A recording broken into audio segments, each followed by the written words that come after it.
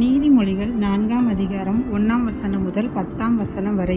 பிள்ளைகளே, நீங்கள் தகப்பன் போதகத்தை கேட்டு புத்தியை அடையும்படி கவனியுங்கள். நான் உங்களுக்கு நற்போதகத்தை தருகிறேன், என் உபதேசத்தை விடாதிருங்கள். நான் என் தகப்பனுக்கு பிரியமான குமாரனும் என் தாய்க்கு மிகவும் அருமையான ஒரே பிள்ளையும் ஆனவன். அவர் எனக்கு போதித்து சொன்னது, உன் இருதயம் என் வார்த்தைகளை காத்துக்கொள்ள கடவது.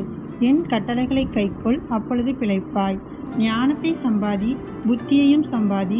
என் வாயின் வார்த்தைகளை மறவாமலும் விட்டு விலகாமலும் இரு.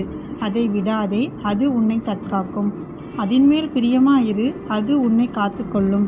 ஞானமே முக்கியம். ஞானத்தை சம்பாதி. எண்ணத்தை சம்பாதித்தாலும் புத்தியை சம்பாதித்துக்கொள்.